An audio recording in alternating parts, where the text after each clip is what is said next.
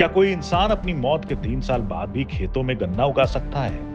क्या कोई मुर्दा किसान चीनी मिल को सैकड़ों क्विंटल गन्ने की सप्लाई कर सकता है? और क्या कोई मृत व्यक्ति खुद बैंक जाकर अपने खाते से पैसा निकाल सकता है? आप कहेंगे हरगिज नहीं, ये तो नामुमकिन है। गोंडा जिले में लेकिन भ्रष्टाचारियों और जालसाजों ने इस नामुमकिन को मुमकिन कर दिखाया है। एक ऐसा सनसनीखेज घोटाला जिसने खाकी से लेकर बैंकिंग सिस्टम तक के होश उड़ा दिए। आज हम आपको बताने जा रहे हैं गोंडा के थाना कटरा बाजार इलाके का वो खौफनाक सच, जहां कागजों पर एक मुर्दा किसान को जिंदा रखकर लाखों रुपए का गन्ना घोटाला किया जा रहा था। ये पूरी कहानी शुरू होती है कौड़ाहा जगदीशपुर गांव की रहने वाली एक बेबस विधवा वंदना सिंह की शिकायत से। वंदना सिंह के पति विजय प्रताप सिंह मैजापुर चीनी मिल परिक्षेत्र के एक पंजीकृत किसान थे। उनका कृषक कोड था 8115/148। साल 2023 की 10 मार्च को विजय प्रताप सिंह इस दुनिया को अलविदा कह गए। परिवार गम में डूबा था, लेकिन गांव के ही कुछ सफेदपोश जालसाज इस मौत में भी अपना मुनाफा तलाश रहे थे।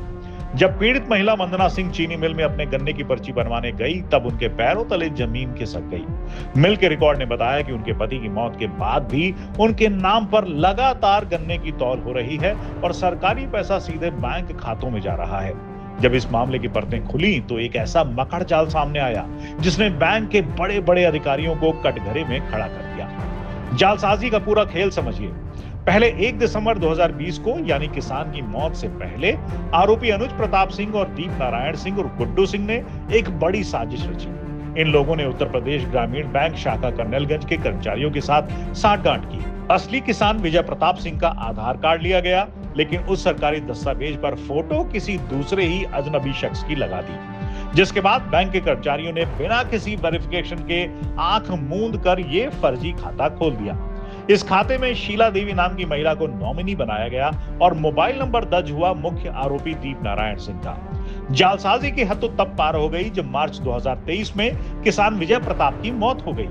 नियम के मुताबिक खाता बंद होना चाहिए था, किसान का कोड ब्लॉक होना चाहिए था, लेकिन नहीं। साल 2020 से लेकर 2025 तक इस मृत किसान के नाम पर कभी 415 क्विंटल तो कभी 187 क्विंटल गन्ना सप्लाई दिखाया जाता रहा और लाखों रुपए डकारे जाते रहे। और सुनिए, किसान की मौत के बाद साल 2024 में भी बैंक के अफसरों ने मिलीभगत करके इस फर्जी खाते से धड़ल्ले से नई चेकबुक जारी कर दी। आज तक इस खाते का कोई केवाईसी नहीं हुआ, क्योंकि बैंक के लोग खुद इस पाप के भागीदार थे।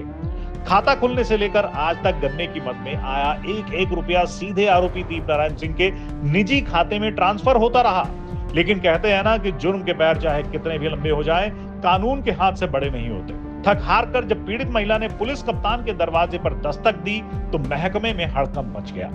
गोंडा के थाना कटरा बाजार में 18 अप्रैल 2026 को एफआईआर दर्ज की गई। आरोपियों के खिलाफ भारतीय न्याय संहिता 2023 की बेहद गंभीर धाराओं के तहत शिकंजा कसा गया। ये सिर्फ एक विधवा महिला या एक मृत किसान के नाम पर हुआ धोखा नहीं है, ये हमारे पूरे बैंकिंग सिस्टम, हमारी चीनी मिलों की सुरक्षा और जिला प्रशासन की नाक के नीचे चल रहे उस सिंडिकेट का पर्दाफाश है जो गरीबों का हक मारकर अपनी तिजोरियां भर रहा है। अब देखना यह है कि पुलिस इन जालसाजों और उस बैंक के भ्रष्ट कर्मचारियों को कब तक सलाखों के पीछे भेजती है।